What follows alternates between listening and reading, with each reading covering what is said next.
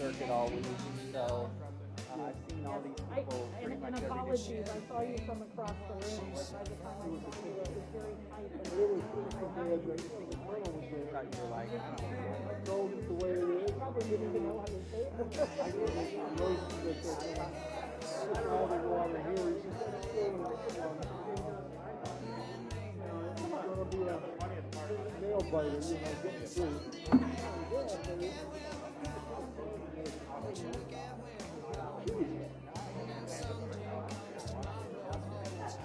So that's what he's saying.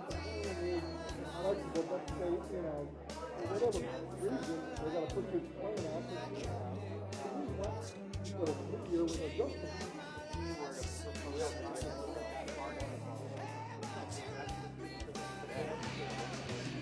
So that's what he's saying.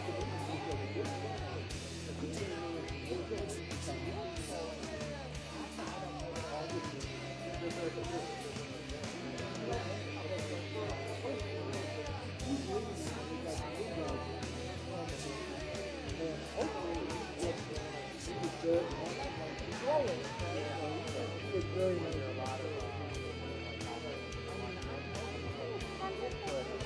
There's no end.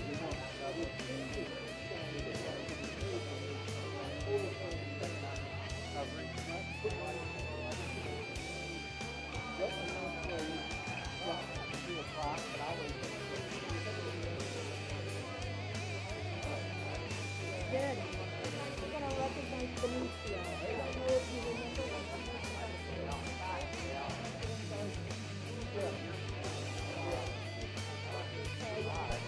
Behind Joe, just that.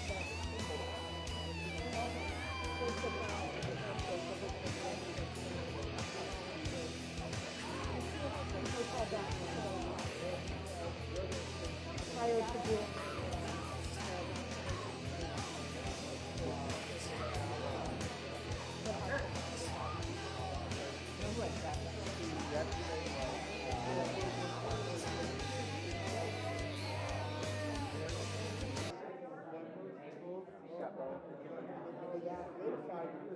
Guy to talk to. You would never know, that he does.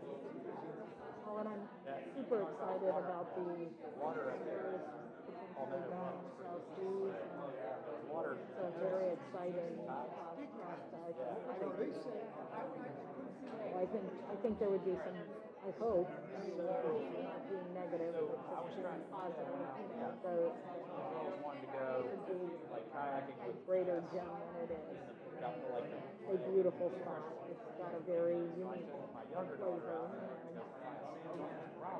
They have some other properties on, like Kiowa Island, South Carolina, some other places around the country, and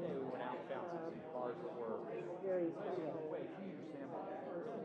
I hope it's going to take you time. Pretty interesting area. That's the biggest time. I guess I'll get us fired up. Pardon? This is like, Making sure they're all on the right page. yeah, this is very nice. All right, I guess I'll go ahead and hang the. Ooh, that's good. That's loud. Crazy. All right. Good afternoon, everyone. I'd like to call our meeting to order. If everybody can find their seats. Thanks so much for coming today. It's good to see everybody. Let's begin this morning with the Pledge of Allegiance. If everyone could please rise. I pledge allegiance to the flag of the United States of America and to the republic for which it stands, one nation, under God, indivisible, with liberty and justice for all. Thank you. And I realize I said morning. I guess it is afternoon. This is let's go ahead and call the roll. Here. Darla Vaughn, Pamela Cronin, Here. Tony Laffey, Here. Colleen DePasquale, Here. Robert Wells. Here. We have Mayor Holly Smith, Fran Myers, Bill Wachulis, and Brian Kramer excused. Do we have time here for a quorum? We do. We do have a quorum. We have a quorum. All right, very good. Well, I real quickly wanted to take a moment. They weren't able to join us today because of prior commitments, but I wanted to welcome Mayor Holly Smith from the city of Sanibel and Councilmember Darla Bonk from Fort Myers to the Tourist Development Council. I'm looking forward to working with both of them, and they will be joining us at future meetings. So when we do get to see them, let's give them a warm welcome. Very good. Thank you, folks. Let's begin with the approval of the June 10th meeting minutes. Does anybody have any comments or questions on the meeting minutes at all? Would somebody like to make a motion to approve them? I have a motion from Rob Wells, and the second is from Pam Cronin. Do we have any discussion on that item? Any public input on that item? All right, any objections? Seeing none, that motion carries unanimously. And we'll begin with public to be heard. Would you raise your hand if you, Jay? All right, Jay, go ahead and head on up there. And do we have anybody else who wishes to be heard? Okay, very good. I'll get you right after Jay.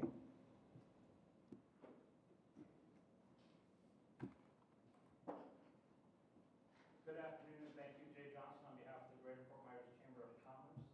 In front of you, we have a flyer for our upcoming Craft Beer Week. This is a first of an annual event. It's called the Southwest Florida Craft Beer Week. It'll be on Labor Day weekend with a kickoff on Thursday, September 2nd at Headpins. That's a VIP party. Tickets are available in a limited quantity. Get a chance to meet the brewers, and it's followed up by a weekend of fun events at craft brewers around the county. We'd like to thank the BCB and your members for approving money for this event, for marketing. This is the first year event, and we're looking forward to bringing it home on Labor Day. Thank you. Thank you for the update, Mr. Johnson. All right, and let's come on forward and state your name for the record when you get up there. Appreciate it.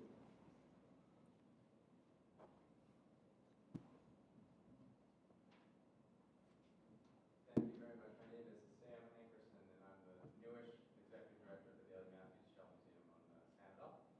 And I wanted to take this opportunity to, first of all, thank the Visitors Protection Bureau for all their work on behalf of our region.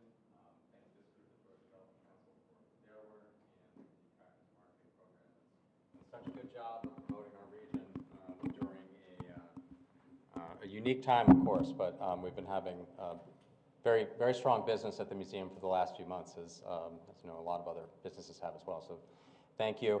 I just wanted to do a very met some of you in the room, and some of you are familiar with where the museum is today. But I just wanted to very, very briefly bring you up to speed on what's going on with the Shell Museum. At the end of 2020, the museum celebrated its 25th anniversary as the country's first and only museum dedicated to shells and mollusks. It's an institution. The collections of shells have grown to over 500,000 in its first 25 years, and exhibits some of the largest displays of shells anywhere in the country. But the big change that took place about 18 months ago is the addition of aquariums, what we call the living gallery. And just a couple of quick images here. So this is all on the first floor of the museum, whereas the museum's exhibits before were largely static displays of shells. Now you have 9 aquariums and touch pools on the first floor, about 8,000 gallons of water, exhibiting 50 species of marine life. So we have octopus, squid, cuttlefish, this coral reef system, cowfish, chitons, living mollusks from the Pacific Northwest, as well as regional and local species. And it's just really completely changed the experience of visiting the museum, so it doesn't need to be a place where you need to be predisposed to shells to visit and have a really terrific experience. And some of our recent additions, there was a request from somebody at the TDC for a picture of bobtail squid. Somebody's a bobtail squid fan. But some recent additions are seahorses and cuttlefish here in the middle, and the bobtail squid on the right. So these aquarium exhibits are constantly changing, and have really changed the appeal of the museum. And if you haven't had a chance to visit yet, I encourage you to come out and see it. Oh, there's our giant Pacific octopus. We'll be glad to give you a tour. Any groups you're working with, we would love to kind of show off the new museum. I just want to close with this slide, which emphasizes that temporary exhibits are going to be something that's going to be a big part of the museum's future going forward. So rotating 2-3 times a year, so that people always have something new to see when they come back. This is a photography show that's currently up. Around the first of the year, we're going to be opening a new exhibit that's going to look, it's going to be kind of an introduction, a primer to issues around water quality, red tide, blue-green algae in the region, with the idea that first-time visitors to the area who may not be as well versed on this subject as those of us who live here will be increasing awareness about that to the tourist population. So thank you again for your attention and for all of your work, and I appreciate the time. Thank you, Sam. Appreciate your time too. And good luck. Welcome to the area too. Thank you. All right. Does anybody else wish to be heard from the public today? Okay, seeing none, I'll go ahead and close the public to be heard period. Any municipalities here to be heard this afternoon? Okay, I see none, so we'll move forward to the report of the Executive Director. Tam? Good afternoon. I'm going to be sharing data from both May and June with you because, as you know, we did not have a TDC meeting last month. So May bed tax collection came in at 4.5 million. Pretty significant, as you would expect, increase over 2020, an inordinately large increase, but I think more importantly, a very significant increase over 2019, 73% up over 2019. And similarly for June, 4.8 million, up 65.5% compared to 2019. So very strong performance. When you look at the fiscal year to date, we're at almost $9 million, which now makes it the largest bed tax collection year on record, with a few more months to go. So hard to believe that that's happening in the middle of the pandemic, but that's the kind of pent-up demand we are seeing across the area. That is a 18.2% increase for this point in the year compared to 2019, and we'll see how that holds over the next couple of months. In terms of the STAR report for May, occupancy came in at 71.7, ADR 160.26, and RevPAR just under $115. In June, a little bit from that, 72.2, 165.61, and just under $120 on the RevPAR. So strong performance there. And then in terms of the vacation rentals that we're pulling this from the key data source, occupancy at 61%, the ADR there 204 with a RevPAR of 125 for May. And then for June, 72% occupancy, ADR of 221 and $160. And, we talked about this a little bit, but, the vacation rentals performed very strongly in 2020, especially compared to hotels, but you see that that performance still exceeds 2019, even for the vacation rentals. So really strong performance. I've heard some people say we're having a summer season, and we are definitely having a high season in the summer. That's the way it's gone so far. In terms of the airport, for May, just under $1 million, up 30% over 2019. And then 839,000 for June, up 43% from 2019.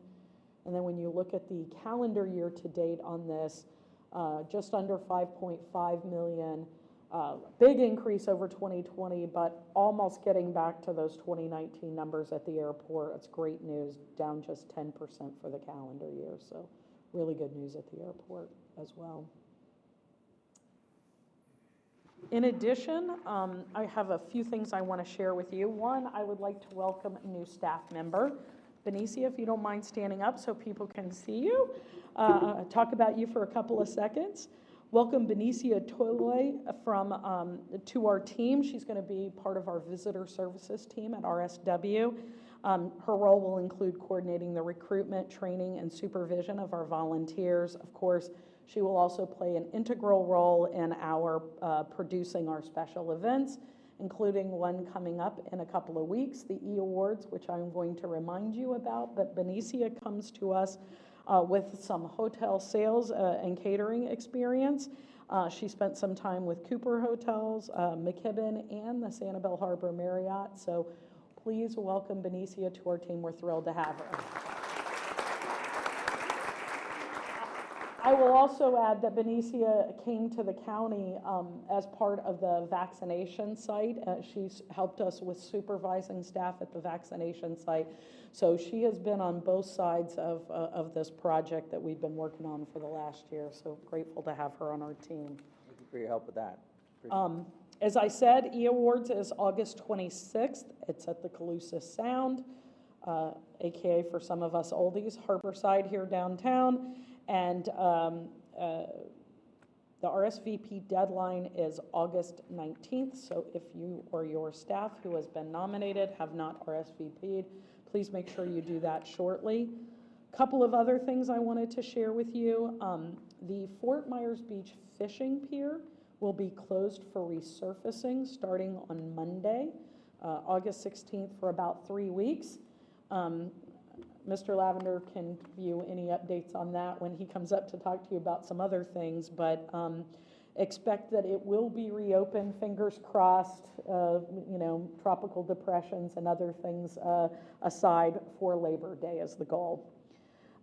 In terms of VCB staff, we have completed, in conjunction with the county's procurement office, the RFP process for our advertising contract.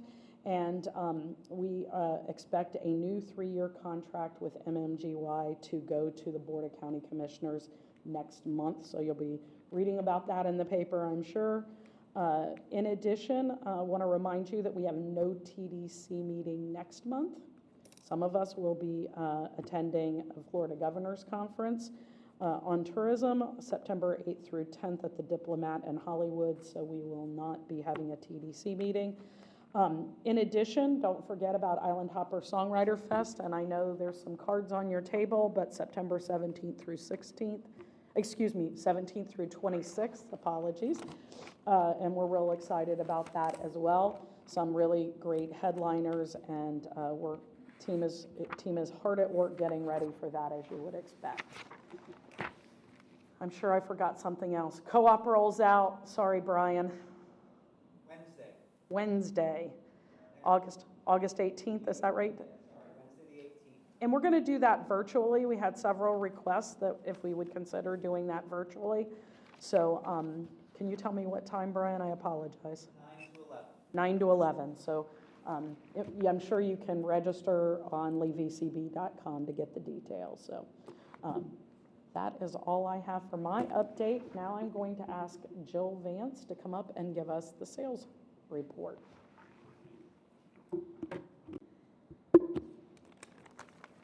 Good afternoon, Council. I'm Jill Vance, Director of Sales, and I am happy to report that we are now ahead of pace for the number of RFPs we have sent our hotel partners. In fact, in the month of June, we have sourced the most RFPs not only since February 2020, since before COVID hit, but we have sourced the most RFPs in 1 month on record in our database. So I think it's safe to say that face-to-face meetings are definitely ramping up again. But it is important to note that we have seen a very small slowdown in leads in the last 2 weeks with the Delta variant news reports. And we are still slightly behind pace for the number of leads booked by our hotel partners. And then we have attained the next 4 goals. And we are ahead of pace for the last goal, our meeting planner newsletter signups on our website. Okay, group media. In the interest of time, here are just a few examples of what we did last quarter. For meetings media, we were the featured destination for the Florida Society of Association Executives, also known as FSAE, in their May E newsletter, of which the open rate exceeded the industry average by 47%. And for our travel trade media, I just want to point out that on the left, we deployed a Getaway Deals native listing on Recommend's website, which over-delivered with more than 10,200 impressions. And for our weddings media, on the right is a dedicated email with the knot, of which we had was opened by a targeted audience of about 14,000 people. Here are the group sales activities for the next quarter, or for last quarter. Meeting planner fans and site tours are also bouncing back, and I just want to give a big thank you to our industry partners for their creativity and very clever personalization that made our meeting planners feel welcome, safe, and very special. Our domestic sales team is back on the road, I'm happy to report, and on the right are pictures of Jerry and Betsy attending the Helms-Briscoe Annual Business Conference. And this was a 2-day reverse trade show. This is the first that we have attended this year. And the show organizers had many COVID protocols in place, like requiring negative COVID tests and proof of vaccination and daily temperature checks. So I would say the participants seemed to feel safe. They were very happy to be there and ready to do business. And then on the left is Aaron represented us as a bronze sponsor at the FSAE annual meeting. Attendance was actually cut off at 350 attendees. More people wanted to attend than that. And Aaron gave 5 destination presentations as a breakout session sponsor. And just a reminder that our destination will be the host destination for this conference in 2023 at the Hyatt Regency Coconut Point Resort. Some travel trade activities for last quarter. A big thank you to our industry partners who participated in the Visit Florida Domestic Travel Advisor FAM. Jennifer showcased what's unique in the destination to 4 travel advisors. They were from the Northeast and their specialty was luxury travel. And on the bottom right, we co-hosted a travel advisor lunch and learn in Nashville for an organization called Travel Agents of Tennessee. Almost all of the advisors indicated that they were seeing business really pick up again, especially for Florida. Next are the upcoming activities for the domestic sales team, and for August, I just want to point out one. Jerry will be attending the Prestige National Sales Conference. So Prestige Global Meeting Source is a smaller third-party planning company. They're headquartered in Minneapolis, and they have almost 60 meeting planners. And thanks to Jerry's effort with this company, they've become our number 3 top producing third-party planner for lead generation. And just for context, Helms-Briscoe is our top producer, and Conference Direct is our second highest top producer. And finally, for September, I just want to highlight that Shelley will be attending the CCRA Power Solutions Live event in New York City. It's a travel advisor trade show, and then it's supplemented with roundtable sessions. The show will give us the opportunity to get in front of a lot of home-based New York City travel agents who book both leisure and business travelers. Are there any questions before I turn it over to Simone, who will update you on our visitor services activities?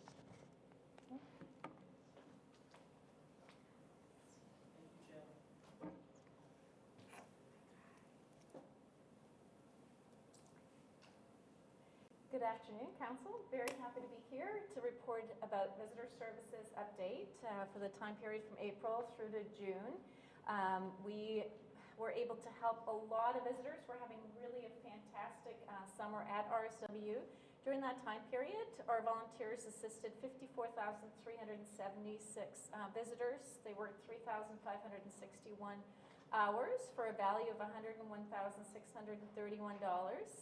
We gave out 3,016 travel guides and sent 1,800 brochures to the Visit Florida Welcome Centers. Some of the top 3 requests of information that we had during that time period, accommodations was the Drury Inn and Suites, Fort Myers Airport FGCU, Pink Shell Beach Resorts, and Marina and South Seas Island Resort. For attractions, this is aside from the requests for the beaches, was Jane Ding Darling National Wildlife Refuge, Sustainable Historical Museum and Village, as in Fort Winter Estates, and activities with shelling, boat cruises, bike trails, and cycling. Some of the highlights that visitor services staff was involved in, we did extensive industry partner outreach promoting our E-Awards, attended ADA Advisory Council meetings, Home to Suites by Hilton Fort Myers Colonial Boulevard grand opening, attended hurricane workshops both with the Lee County and the Port Authority, attended the Bailey Matthews Shell Museum site visit, Bicycle and Pedestrian Committee meeting, and then probably our biggest event was the workshop we had with John Morris with wheelchairtravel.org, which covered the topic of business of accessible travel with benefits and opportunities for everyone.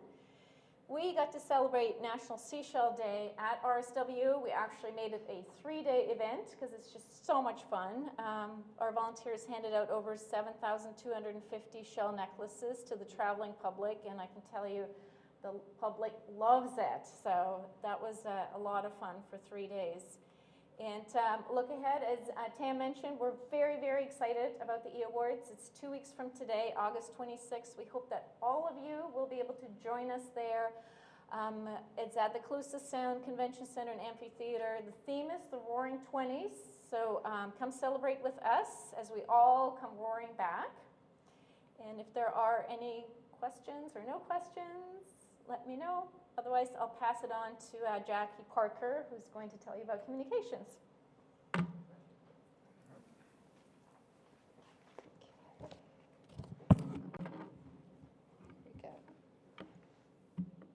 Good afternoon, everyone. My name is Jackie Parker, and today I'm filling in for our Communications Director, Francesca Donlin. I'm honored and excited to be here to present the presentation, so let's get started. Our third quarter impressions come in at 916 million, and that's about an 8% decline from the last quarter. But compared to this time last year, our impressions are actually up 19%. During the third quarter, we brought in fewer journalists, and the halt of our international efforts to have visiting writers all contribute to this overall downtick. We do, however, foresee improvements in coverage with the upcoming Island Hopper Songwriter Fest and other outreach efforts. Moving along to our recent coverage. So this is our top tier coverage, some examples, and I want to point out the Men's Journal story, 35 books every man should read in his lifetime. The top book on their list is Gift from the Sea by Anne Morrow Lindbergh. Here's what Men's Journal writes. It will change your view on everything, from work and women to the importance of solitude and hitting the pause button every once in a while. Our local coverage, we continue to have bi-weekly coverage in the Go Coastal section of the News Press, that's Tam's column, and then in Florida Weekly every other week. And I want to point out the first image, that's the networking page in Florida Weekly, and that is a photo page that we want to credit Jason Beckman on our marketing team. He took the photos and suggested that we do this, and we did. And this is from the recent Access Travel Workshop with John Morris, and you'll see some partners that you might recognize there. Top projects. In support of our Fenway Media event, Francesca invited Boston area writers to attend the sold-out Yankees-Red Sox game. It wasn't really a tough sell, I would imagine. And one of the writers happened to be a huge fan of former second baseman Dustin Pedroia. She happened to wind up on an elevator with Pedroia's parents. She was on cloud nine the rest of the evening, and she wound up writing a story for Smarter Travel. The top 7 beach destinations, and Sanibel was first on her list. Some press trips that happened over the last quarter include the Tarpon Tournament, and we had a couple of writers there. Scott Kendall with Play Stay Eat, a family website, and Charlene Peters with Haute Living magazine. My colleague Miriam Dotson's presentation in June at the North American Travel Journalists Association's virtual conference and marketplace was a hit with attendees and fellow DMO presenters. Miriam and our colleague Annie Banyan did a video shoot in front of Sanibel Island, tossed a baseball around to promote spring training, and Miriam's counterpart at Visit St. Augustine was so wowed with her presentation that she booked a few nights here in Lee County. So it's a great job, Miriam. Another one of our coverage efforts recently includes legendary fly fisherman Norm Ziegler. And we brought in an outdoor writer, Heidi Brandis, to learn how to fly fish with Norm and his famous schminnow, which is a cross between a shrimp and a minnow. And Norm was recently diagnosed with Parkinson's, and his authenticity and passion for the area just makes him a great subject. And he will also be featured in Tam's column next Thursday in the News Press. And you can also listen to me interview Norm in an episode of Shellcast, our podcast. Speaking of the podcast, we also have an episode that we dropped earlier this summer from Dog Beach, and it's called Good Dog Beach. The podcast has over 4,500 downloads, and over 7,500 page views on our consumer website. So we're excited about that too. Upcoming activities. We want to thank Shelley Krant and her team at Florida Travel Marketing for participating in these 4 outdoor conferences. And our Miriam continues to do a stellar job of hosting Songs from the Sand and Songs from the Sofa. This is in support of Island Hopper Songwriter Fest coming up September 17th through the 26th.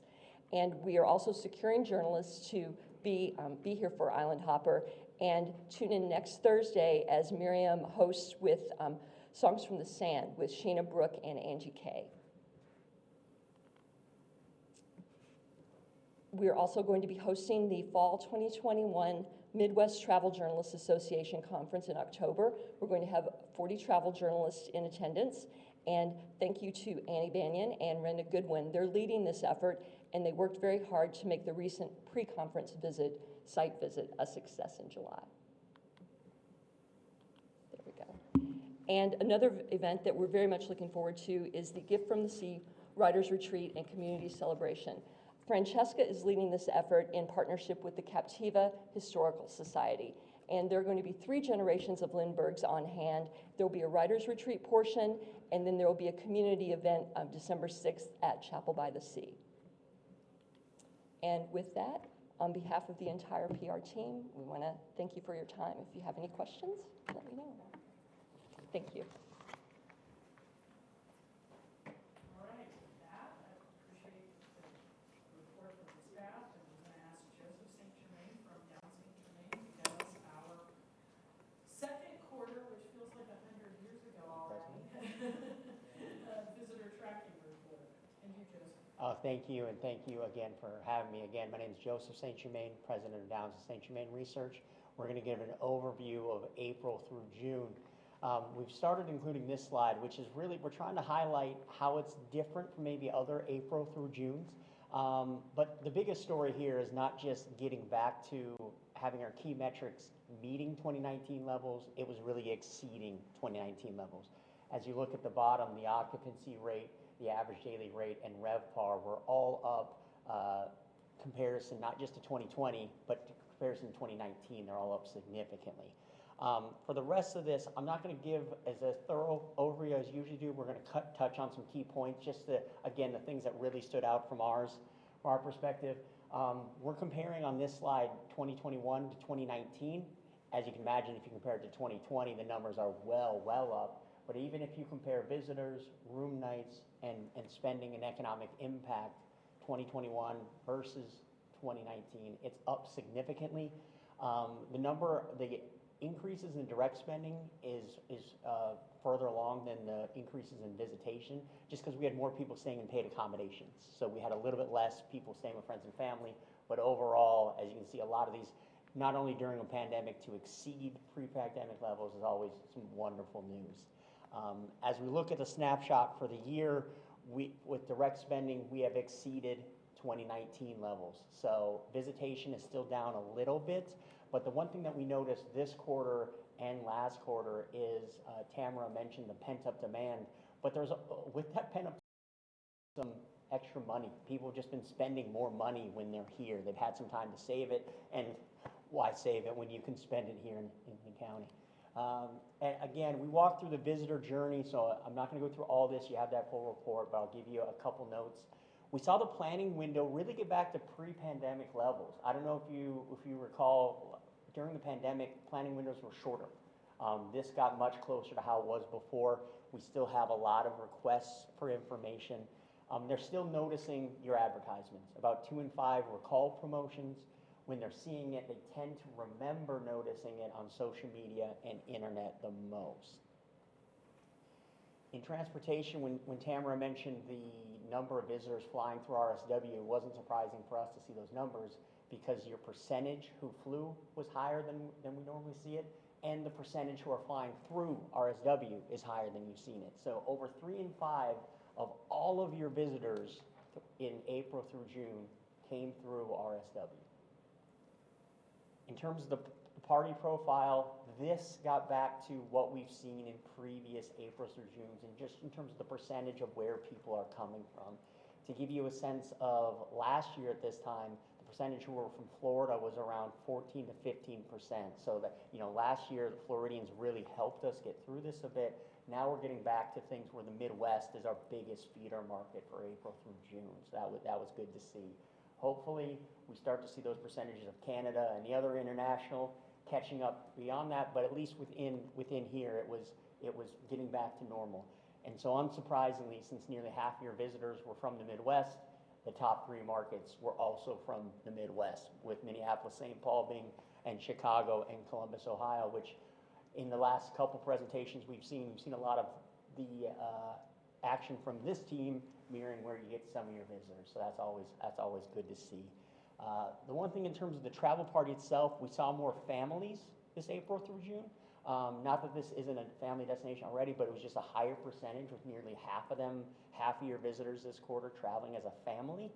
In terms of the experience itself, the average stay is about a week, but 30% were first-time visitors. You still have 1 in 6 who are very loyal, but it's always great to see 30% come here for the first time, because the only way to become a loyal visitor is to start with coming here for the first time.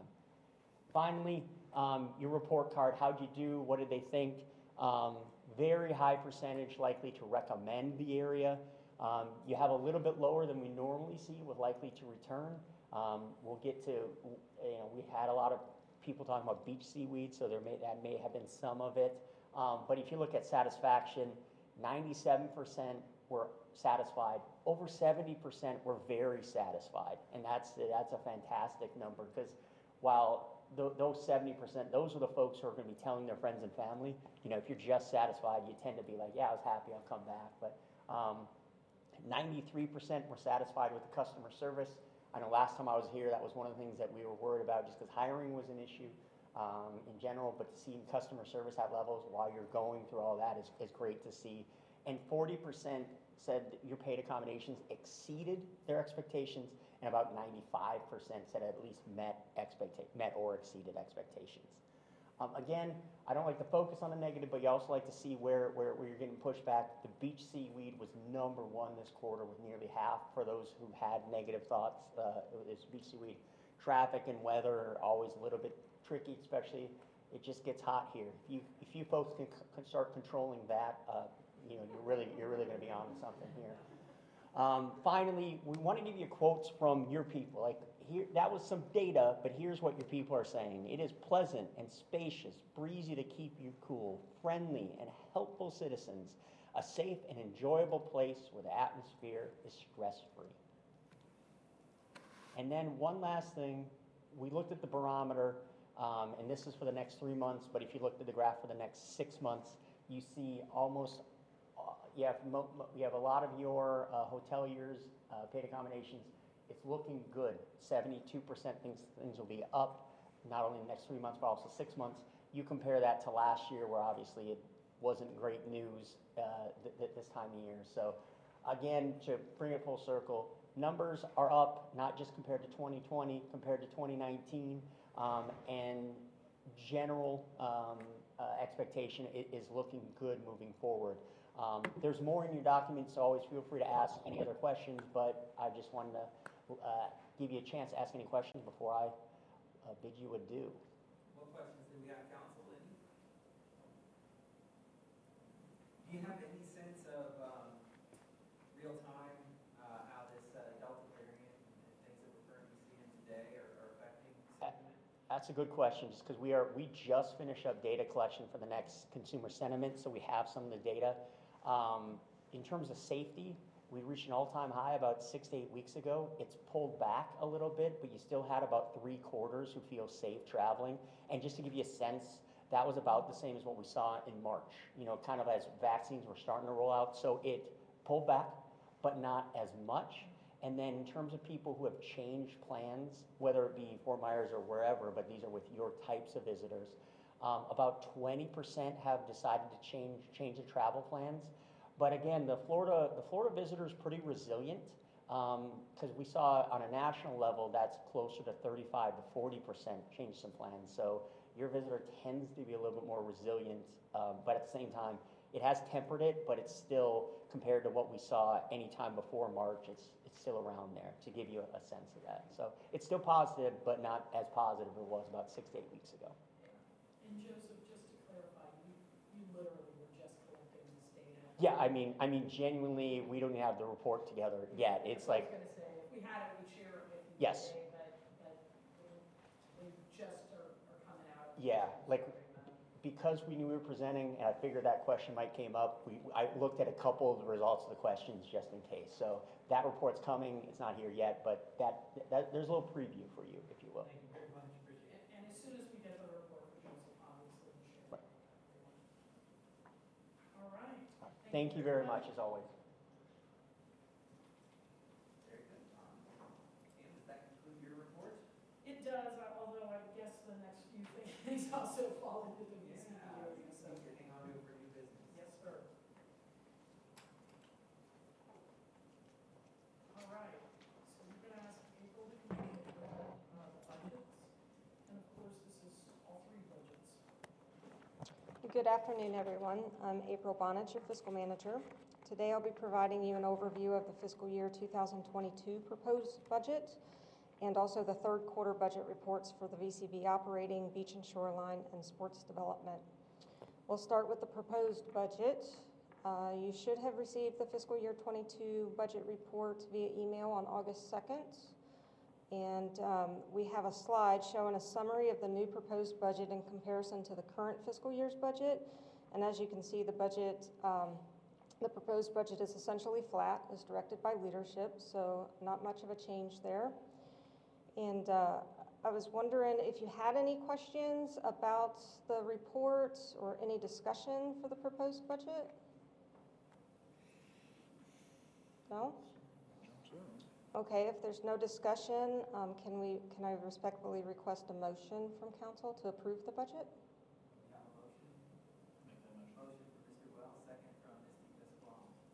Any discussion on that? All right, are there any objections? Seeing none, motion carries unanimously. All right, thank you, everyone.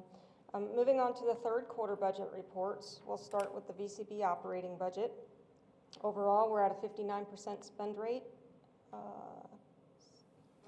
Sorry, Amanda, that's it. Thank you. We're at a 59% spend rate.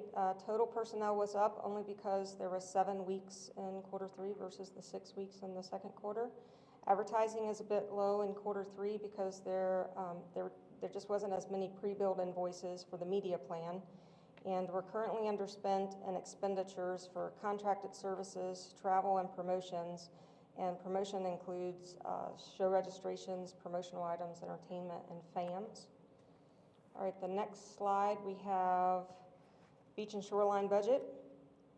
The overall spend rate there is spot on 75%. And the next budget we have to present is the sports development. They're at an overall spend rate of 58%. Total personnel is pacing slow compared to budget due to 2 vacant positions. However, they did fill 1 in the third quarter. That concludes the overview of the third quarter budget and expenses. I'm here to answer any questions. Any questions? No? All right, if no questions, can I respectfully request a motion from council? We have a motion to accept the report.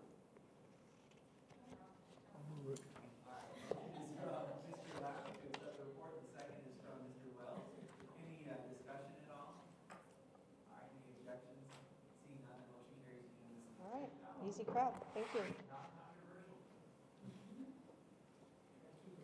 That's All right. the numbers come in alignment.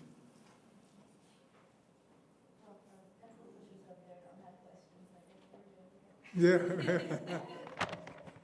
Nobody challenges us. Good morning, good afternoon, Council. I am here today to ask the TDC to consider event and attraction marketing funding requests for next fiscal year. I want to first start by saying thank you to the subcommittee, Councilwoman Cronin, Di Pasquale, Bill Wachulis, and Tony Lappy conducted reviews of all of the grant requests in both programs and subsequently participated in 2 review workshops. So we'd first like to start with events marketing. The proposed budget for events marketing for next fiscal year is $200,000. The subcommittee reviewed 9 funding requests totaling about $190,000. And at their workshop on June 10th, they discussed and made recommendations to fund 8 events at $136,200. So unless the TDC has questions or the subcommittee would like to make any comments, we're going to ask for you to consider approving. Mr. Wells, go ahead with your question. Thank you. So, you have the available 200, you're recommending 136,200. Did any of the groups ask for more than what they got funded? And if they did, you pulled them back, was there any, I guess, what was the thought behind that? So there were 9 requests. One of them was fully funded. The rest were 2 of them were fully funded. The rest were partially funded. Depending on what was in their marketing plan, there could have been eligible components or not eligible components. And there was one event that requested that did not provide a complete application. So that also is why we have, we didn't fully fund it at the 200,000 level. Thank you. And do they have to have a match? Does it have to be a Yes. Match? Yeah. The events marketing program is for out-of-market ad placements only, and they have to match it at 50%. So they have to, basically, they're going to provide their local spend as their match normally. So any unallocated funds in this case would be rediverted at your direction. In the past, you've always let the VCB identify new opportunities to create new events or other product development initiatives. This is how Island Hopper was born. When we have unallocated funds, it goes to market the Island Hopper Songwriter Fest. Thank you. Any other comments? And just to clarify, we'd love to spend all 200 on these projects, but we insist on them being appropriately eligible and the appropriate kind of events. Right, and there is some events that formerly we used to fund the Sand Sculpting Festival year after year, and they've not made the decision to move forward with that. So there are some events that are just not happening. So that's part of the reason. If there's no questions, we're looking for your approval for $136,200 for the events marketing program. Motion for approval from Mr. Wells. We have a second. Second from Ms. Crum. Any discussion on this item? I will say one thing, that it was very tough because we were looking at going through a COVID period. And we look at these events as if they're successful, how they're moving forward and becoming more popular. And this was a very tough year for us to look at because we were looking at a COVID year. So we're hoping that next year we'll see some more traction. Right, they do have to produce a final report and show measurements on the ad placements that you fund. So we get good results normally during a normal year from them. Seeing no further discussion, I'll go ahead and call the question. Are there any objections? Seeing none, that motion carries unanimously. The next program we're asking for your consideration is the Attractions Marketing Program. The proposed budget is $450,000. The marketing subcommittee reviewed 34 requests totaling just under $600,000. So they had a lot of work to do to shave that back. On July 29th, they met, conducted their discussion and review of those requests, and they made recommendations to fund 33 attractions at a total of $445,341. So if there's any questions or comments about that, if not, Questions about those at all? All right, we have a motion to accept those. I'll make the motion. Motion from Mr. Lackey, second. From Ms. Crum. All right, very good. Thank you. Any discussion on that item? All right, seeing none, I'll call the question. Are there any objections? Seeing none, that motion carries unanimously. Thank you so much. Thanks, Nancy. And at this time, I guess we'll call up Jesse Lavender for the next item.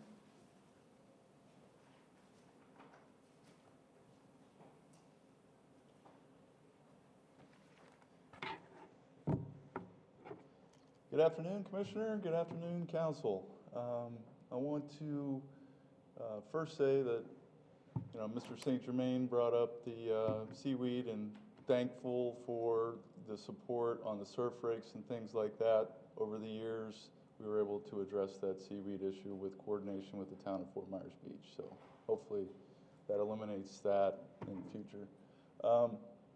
Today I'm here to talk about essentially two different stories. So if you'll bear with me, it's two different projects, but we're mainly talking about shifting some funds that were allocated to the Player Development Complex project. So stop me at any point if you have questions. I'll get right to it from the get-go. We had a little over $9 million allocated for the Player Development Complex expansion. That project has, what we're looking to do is shift $6 million because that project is not going to happen. And I will get into why that's not going to happen in the next slide. But this gives you an overview of the amount of money we've spent so far on this project, plus what additional funds we are going to need to do some improvements to the Player Development Complex. The $6 million, we're asking for approval to transfer towards the Larry Kiker Preserve project, which is a really exciting national park style project in between Corkscrew and Bonita Beach Road on the side of 75. And I will get into depth on that in a later slide. Okay, the Player Development Complex expansion.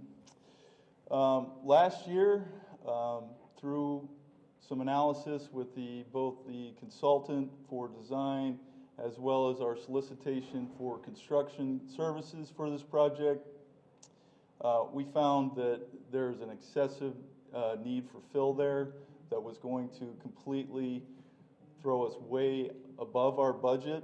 I mean, I'll give you one example. One of the firms wanted to put a temporary light on Martin Luther King Boulevard for the amount of trucks that were going to come in for fill. So it was just really unfeasible for us to conduct this project with the amount of money that we had dedicated. But with that said, we are pursuing other opportunities for an 8-field complex that was basically thought to go at under this project. So we are pursuing those other opportunities that are out there. Our county lands department is searching for those properties as we speak. Now, on to the really exciting project. I'm not sure if you are familiar with this preserve and what has kind of taken place over the last 2 to 3 years. A lot of time and energy has been put into developing what you'll see next as a concept plan. But this is really something that Lee County does not have right now. This would be a total destination within the county, an attraction, something for everybody to come and enjoy, both our visitors and people living here. But we really want to, take some of that, the feeling you have when you go to Yellowstone National Park, the feeling you have when you go to some of these other places that are national parks, the Grand Canyon, things like that, and bring those elements into this preserve. And you'll see in a minute about kind of our conceptual thoughts on this, but these are just photos. The top photo is actually what's called an eco tent, which is one of the things amenities that we're discussing right now to put on the preserve. They have these down in Everglades National Park in Flamingo. Below, we're kind of trying to show you what that interpretive center on this site would look like for the education and the programs that we would put on the preserve. So, okay. So in total, it's a little over 4,300 acres. Again, up top, just above that, where it's cut off, would be Corkscrew. Down below would be Bonita Beach Road. Lots of amenities, lots of things going on here. Fishing, observation platforms. you know, let's face it, we don't have, just the blue lines themselves, that's 11 and a half miles. So we don't have a destination like that, a park, what have you, within Lee County with that many trails going and for so much for people to do. And we're going to program it right. I mean, just, you know, think of, you know, if you have a visitor coming, hey, I like to look at birds, I like to go birding. We'd have a birding seminar, something for people who like birds, something for people who like fish, something for people who want to learn about the, you know, the biology and the climate of this area. So, you know, if you can envision all that, that's what we're looking to do here. Before you leave that slide, Sure. when we first talked about was you even have an opportunity in this plan to view different ecosystems all on the same trip, right? Sure. And I think I mentioned it to you when we had the briefing. You know, 6 Mile Cypress Slough is, you know, weekly ranked on the top things to do in Lee County. Imagine about 6 mile sloughs on one piece of property, and that's what you're looking at here. So you know how well 6 Mile Slough is attended, and I hope that you encourage your visitors to go check out the boardwalk there, but we're talking a 6 Mile Slough on steroids here. So it's really, until you get a chance to go see it, it's just really an awestruck area, and we're going to do it right. And that's why I'm before you today to ask for that transfer of $6 million from the project that's no longer going to happen to this project. Any questions? Yeah, Mr. Wells and then Mr. Lappy. Thank you. I really like the idea of having something with that kind of draw. Question for you, though, on timing.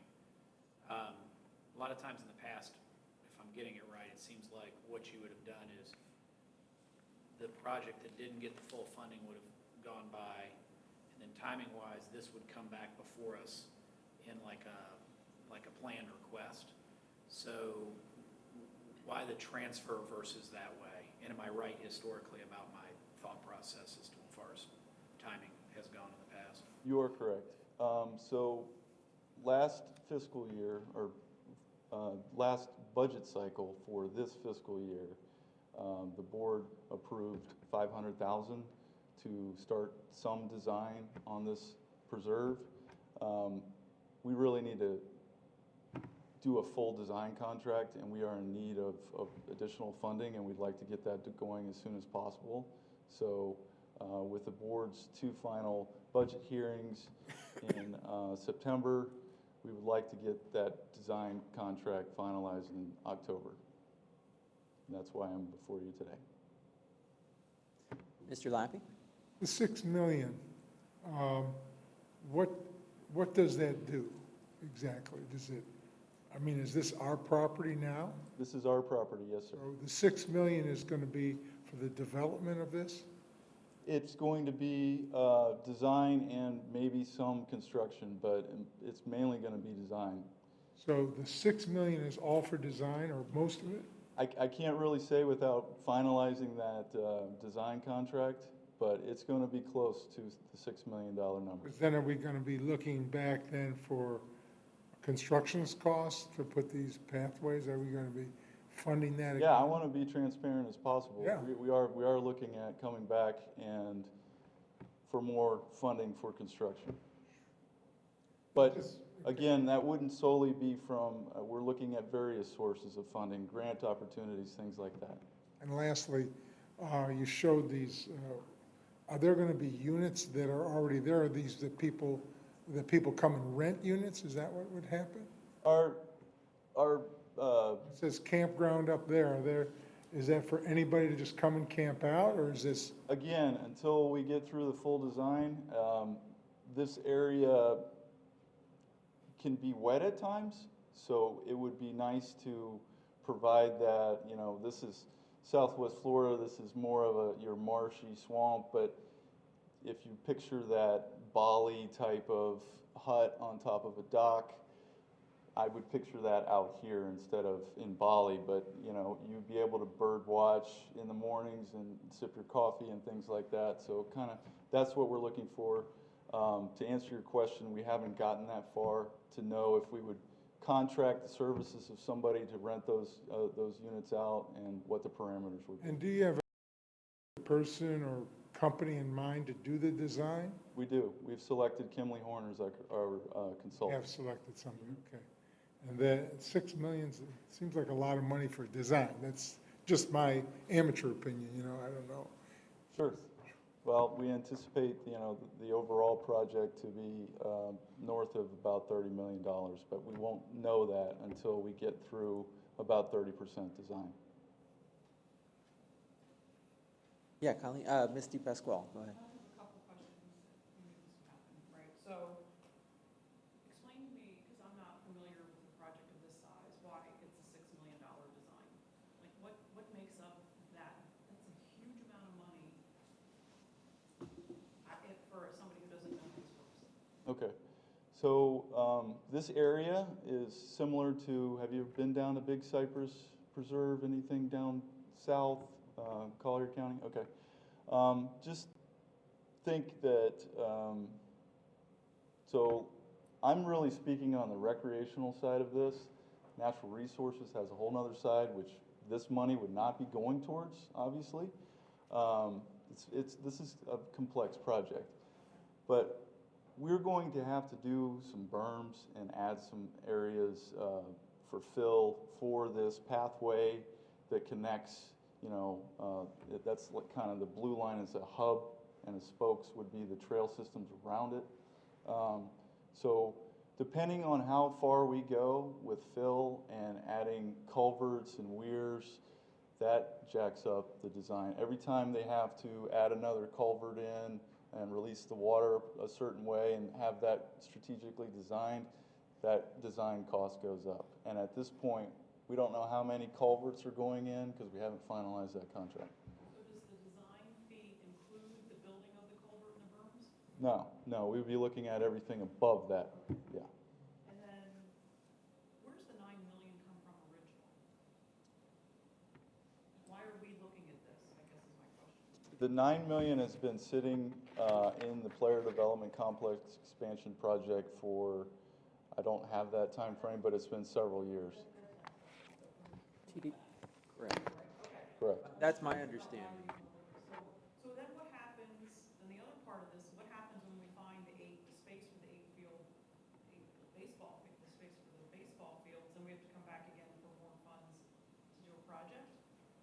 Right, because we're going to take away the $3 million. Yes, or pursue another means of funding it. But $9 million would have done that project, would have gotten us 8 baseball fields? Is that just in my head, I'm trying to figure out, like, that was a project that right now in today's money, that would still work. I think this goes back to about 2015, if I'm correct. So it might have gotten us 6 fields in 2015, but it wasn't. It's certainly not going to get us 8 fields right now. And then to clarify, you said you think overall this could be an approximately $30 million project to put the whole. Yeah, and again, that's a rough estimate. We got to get to 30% design. Mr. Lappy, go ahead. One last question then too. If, you know, the whole thing comes to fruition and happens, just is parking a paid thing for something like this, or is it free? I don't know. We'd have to have those discussions internally and bring them back to you. That may fund some of the, something. Sure. I mean, it's definitely something to look at for the amount of maintenance on this project. Yeah. I think so. Mr. Wells, go ahead. Go ahead, you take a question? Is Jeff, I mean, the money that was going for the players' fields, was that coming out of the sports? Something out of sports? Is this all just for the? I believe this was all bed tax reserves. Bed tax The reserves. 9 million. It wasn't, but the player development complex was going to be kind of pushing towards the sports development, right? So how does Jeff feel about that? Is Jeff here? I was just curious, you know, are you guys fighting over this or not? That's money that it's gonna. No, we already duked it out before. Oh, you did, okay. All right, just bring that up. Do we have any, you had mentioned one of the parks down south. Which one was that? Down in Naples, south of Naples? So if you've ever been to Fakahatchee Strand or like Bear Island and those are all essentially old mining, logging trails, roads, service roads that people access these properties with. We would need to do a pathway, and essentially we would pay for what's on top. The bottom would come from natural resources, and that serves as a dual role, getting access and then berming the water. I was kind of blown, I went to one of these up in the Brandon area, and I was kind of blown away with the elevation and kind of how cool the whole property was. I guess the question would be, do you have any idea of like attendance on those other properties? I'm just wondering if you look at it from, let's say you build this thing, is this going to be enough of a draw when you think about the kind of money that we're talking about? Well, it's right in between Corkscrew and Bonita Beach Road off the side of 75, so, I would assume this will be heavily attended, and it's going to also, alleviate some of the stress on 6 Mile Slough, even Lakes Park, and provide, something in this part of the county. But this is really, I'm not kidding. This is going to be a destination and set Lee County apart from other counties in the state. Could you, to follow up on that question, could you compare it to something like, I actually hate to admit this as a Floridian, have never been to Everglades National Park, the actual, but is this similar to an Everglades National Park, or? You could look at that at it that way. I mean, especially if you went into the Flamingo, that homestead area entrance. That's the amount of land doesn't compare. This is certainly smaller than Everglades National Park, but trying to think of a place to compare it to. I just wondered if, sorry to cut you off. Yeah, it's okay. But I wondered if just looking at the attendance there and the tourism, the role that plays in the tourism of that area, if that would be a good comparison to what we might expect here. Absolutely. These eco tents, and I've already spoken with the National Park System down in Flamingo, and their tents are rented, year round. So, I mean, their attendance, especially due to the pandemic, because of the proximity to Miami, I don't know if it's visitors from Miami or what, but they're booked pretty much year round. So, I would anticipate, having what happens at the 6 Mile Slough here.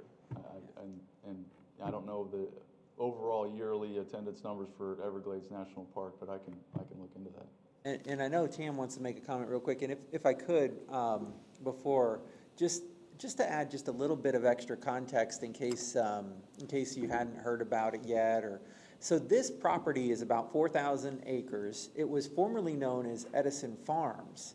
It was one of the most sought-after pieces of land in the entire county for preservation.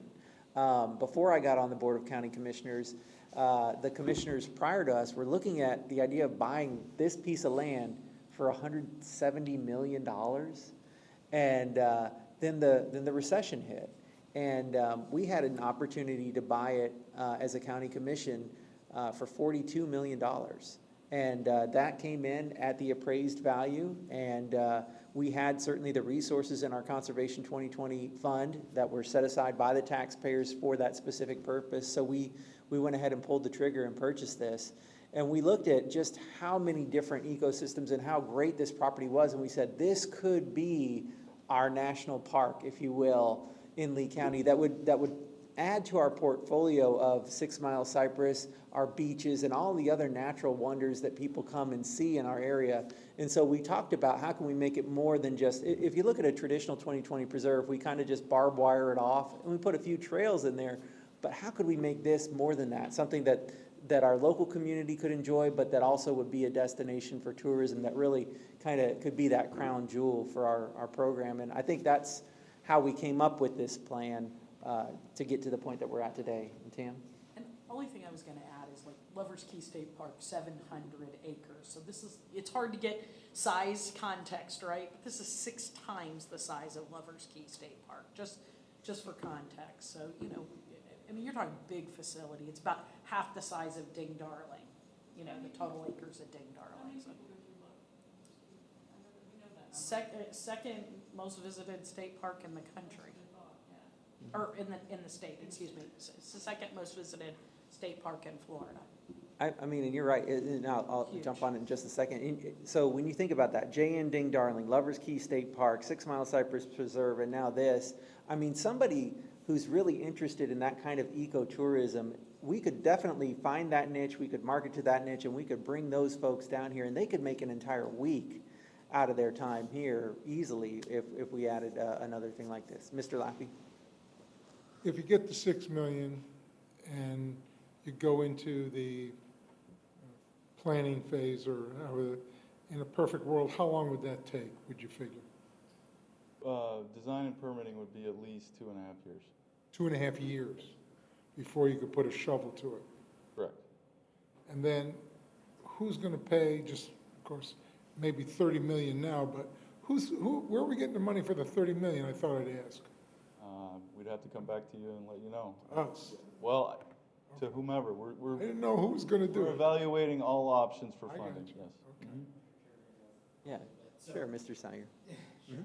So it will be a mix of funding sources, and we've got a lot of natural resources work that has to be done here as well. I anticipate that we'll be going to the board and making some recommendations for some infrastructure funding that's coming from the federal government. You're going to see a real array of sources here. And I just, you know, to answer some of the questions that were previously asked, the player development funding that we're talking about reallocating has been sitting in a trust fund, if you will. It was allocated many years ago, as was indicated. And so this would be a transfer that doesn't impact your reserves. And we're projecting a reserve fund balance at the end of the coming fiscal year of 25, a little over 25 million, which, based on your minimum reserve policy, still gives you almost $17 million in excess reserves. So, so that gives you the financial picture. No, we won't be coming back to the Tourist Development Council asking for a recommendation to exhaust those reserves to get to the 30 million. Well, we're 2.5 years away. Yeah, exactly. I mean, undoubtedly we'll come back and ask for some more money once we have the design and we can point very specifically to what the amenities would be. But yeah, it's going to take a lot of different. That answers my question. Mr. Wells, yeah? I guess I like the idea of I guess I like the concept. I don't really like the transfer idea. I think if you transfer money from one thing that's like another thing, it makes some sense, but this is like transferring a tremendous amount of money for designing something totally different, not even in the same sphere as sports. I guess you could say that the trail walking and things could be a sport to some extent, but much different than baseball or player development or youth sports or things like that. I don't want to derail your planning because I know it's a timing thing, but at the same time, I feel like this should be something that should be planned out, brought up, and sort of viewed as a new potential project for us to take part in. I don't know the other thoughts around the table, but. I'll give you my thoughts. I mean, I get what you're saying, but at the same time, the money's sitting there and it's not doing anything, and it's not going to, not going to hurt the thermometer, so to speak, of what we have in the bank. So I'm not crazy about, I hear what you're saying, but I still think this is a pretty interesting project, to say the least. I'm okay with moving it. I mean, obviously, Jeff's been involved in it, and they're going to still go out and search for something else. You know, it's gonna, because they're not taking down the 9 million, they're still leaving quite a bit in there to sort of seed the next project of the player development complex. There's still gonna be, if I'm looking at that, there's still gonna be 2.8 million or something left. Are you taking the whole 9? No, they're taking 6 million. So There's about 2.8 million left in the player development complex, am I right? you are correct, and those would go towards improvements, adding paved parking to what is dirt parking now, enhancing the shade around the complex that's the existing fields now, and some additional fencing. So it's gonna be spent, but there'll be no money left in that pocket to go forward for new fields? Correct. If anything is left over, it would transfer back to TDT reserves. That's up to Parks and Recreation, how they spend it, I guess. What other discussion do we have? Yeah, Ms. DePasquale? I guess to confirm then, that the county supports the remaining balance, right? Like, if this project's gone, right? Like, if it needs $34 million, like, there's a commitment on the county's part to spend $6 million on design is bigger than anything we've ever, we saw these beach and shoreline projects, we never, we're talking, I have a cow and it's $250,000 for design, right? On a $2 million project, so, like, this is, like, huge. So I guess what I need to know are the commitments on, like, change in leadership at county commission, like, none of that will affect the progress of this, or could, like, this is confirmed. If it's 2.5 years, which is mind-boggling to me, so before you can even put a shovel in the ground, that's crazy, let's just say that. But, you know, like, are you committing to this project, no matter who's in what role? How do we know, you know, like, this isn't next year. I'd like to keep my role. I think that's about as much as I could say. Y'all could help me with that someday.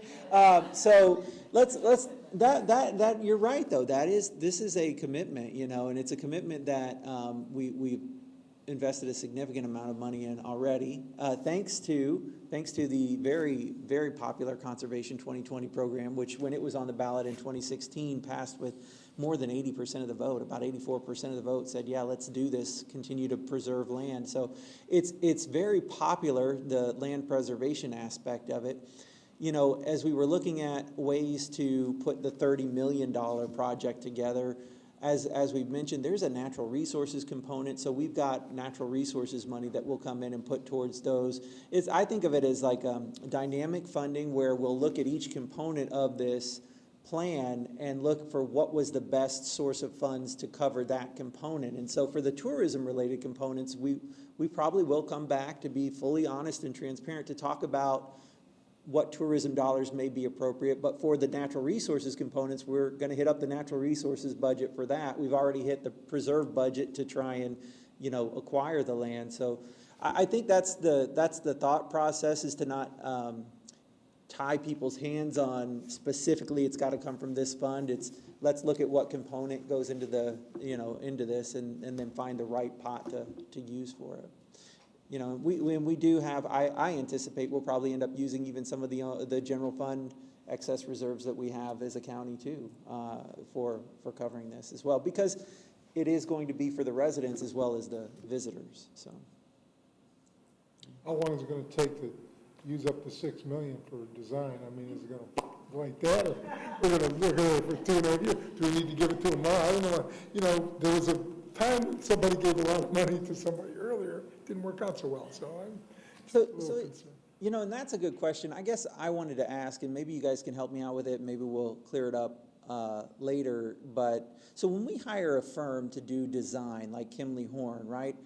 We're hiring them based on their qualifications and ability to perform the task that is designing this park. Is that correct? Correct. And so we're not actually trying to look for a low bid when we're picking the design consultant because they don't know what they're designing? we are selecting the most qualified firm. Okay, and so once we select the most qualified firm, then we go and negotiate with them their hourly rates and their consulting fees and expenses and things like that. Am I getting that right? You You are correct. We're at that point right now. So then at some point throughout this project, they're gonna add up their hours and their fees and expenses and things like that, and that's when they'll give us the bill? It's usually on a quarterly basis. After they produce the work, we pay for the work. So 30% would have a percentage, 60% design, so we would dish out our payments that way. And it sounds like this is a process that we're familiar with using at the county. What safeguards have we built in place to ensure that we're paying the appropriate amount for the design? So, again, this hasn't gone to and been approved by the Board of County Commissioners yet, this contract, but we are envisioning 2 different phases of design for this project.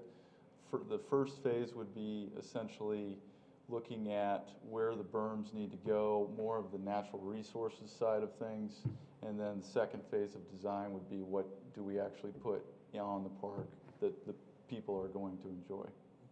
But I mean, as far as, so they'll turn in and say, we spent this many hours, X, Y, Z on it, and here's our invoice for it. We have safeguards or ability to verify that they actually truly did put in that work. Oh, absolutely, yeah. Okay. Glenn, if you want to, elaborate. Yeah. Well, just to amplify the point, it's a project management function that we do every day with these contracts and CNA deals. So Jesse's team in particular, as well as, you'll collaborate with some other departments and their project managers as well. Yeah, we would collaborate with procurement. Mm-hmm. And so they'll go through the work product, to your point, with a fine tooth comb. They match up the deliverables in the field. Yeah. It goes through a pretty elaborate quality control process, if you will. So hopefully, part of what our project manager will be doing is trying to make sure you keep that cost contained as they're doing the design then. Yes, sir, Yeah. absolutely. I mean, the amount of money that we're talking about, we don't know what the design's going to cost. That's what I'm saying, yeah, we really don't. Could be 5 million, Yeah. but shouldn't exceed 6 million. Oh, geez. Otherwise, we'll take $1 million, give it to the beach, we got a pump going on out there. I mean, the lower, we're going to try to suppress it. And let me just clarify, when I'm talking total design, so natural resources would pay for a certain chunk of that, and then we would be looking to use this money to offset our chunk. What other questions? Are we ready to vote on this one? Yeah, Ms. Cronin. Okay, back to Rob's point about shifting the money. I just wonder, since, we all like the idea of more fields and, that's still in the hopper at some point somewhere.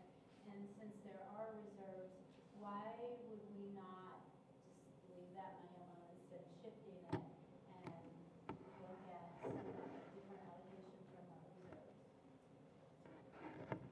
So, you certainly could do that. This is really just an accounting function. The reason we've chosen to say, why don't we go ahead and shift the monies is because we know what's remaining for the improvements that we need in the complex. And so we know how much of the trust fund money that's just sitting there accounts for it. When we find a place to build new ball fields, we're going to have to do completely new cost estimates. The $6 million that's remaining in the trust fund, if you will, bears no relation whatsoever to what that project will be. So it's just an accounting function. It's a little bit easier just to say, let's transfer the 6. If you wanted to do 6 in new money, that'd be fine too. This project's going to lapse, and that $6 million's coming back into the common reserve anyway. So it's 6 of one, half of the time. Well, my thought is just, and everybody's heard this for 25 years, setting precedent is, it's just like, shifting that money, well, then who's the next one that's going to have to say, oh, we should shift this money, that may not make as much sense. I like this project, I love it, and it's great, but that was just. No, it's a good point. It's a good point. Okay. Is there a timeline on when, I know you said the county's currently looking for space for fields, is that something happen next year where this money could be used versus moving the money, or if we don't expect anything in the next year or so to find space for more baseball fields? I think given the real estate market is particularly juncture, we're not anticipating near-term take down or additional property. Okay. All right, if there's no further discussion, then we'll go ahead and, I guess I need a motion. Is there a motion to go ahead and make the transfer as recommended by our staff? I'll make the motion as long as it's been recommended by staff. Okay, so we have the motion from Mr. Lappy. Do I have a second for that? This is tough.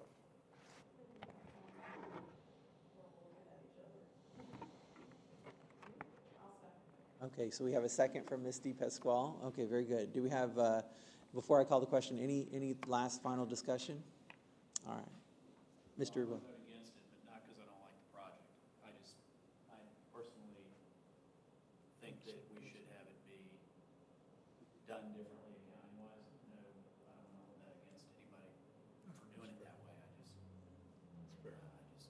That's my view on it. I appreciate that point too, and I think it makes a lot of sense. And I'm gonna go ahead and support this project, knowing I'll get a chance to see it again a second time when we debate it at the board as well. I think one of the things the staff was probably also trying to be very sensitive to when they offered the idea of doing the transfer instead of hitting the pot of common reserves was, I think we all know that that pot of common reserves is something that all of us feel ownership of and keep a very keen eye on, and we're concerned about. So I think they looked and said, here's money that we've already set aside that we know has been allocated out of that pot of reserves. It was going to be used. And unfortunately, for a whole host of circumstances, that project's just not going to come to fruition anymore. We're going to do that 3 million of it, but it's not going to be what we had all hoped for. So instead of, since that money had already been allocated, we wanted to hit that before we went and tried to hit the common reserves, just being sensitive to that. But so, all right, at this point, then I'll go ahead and call the question. Are there any objections? Okay, I show one objection. The motion carries 4-1. And thank you very much, Mr. Lavender, and thank you for the robust discussion. That was a great discussion. I appreciate it. I look forward to, as your liaison to the commission, sharing that, your comments and concerns with them as well. So, all right, Ms. Pygott, where do we go next? We've got for council information. Some fun nighttime reading for you when you're interested in some trends in tourism in your packet. So nothing else. Okay, very good. Any TDC member items? Ms. Cronin, I'll start with you. No? How about Mr. Lappy? Anything? Well, it's going to be exciting out there in Captiva. I think they're going to be pumping sand pretty soon. So if there's any extra money, just send it our way. We could use it, reduce our taxes. Excellent. Good deal. Mr. Wells, you got anything for us? Ms. DePasquale? Just wanted to share that these little guys, these are stickers, just so you know, if you want to get along. We haven't named this guy yet, but we will. That might be next year's fun for things posted. And if you notice that the suds are the shape of the state of Florida, and all the little bubbles in the suds are Southwest Florida. Oh, look. Cool. I see what you did.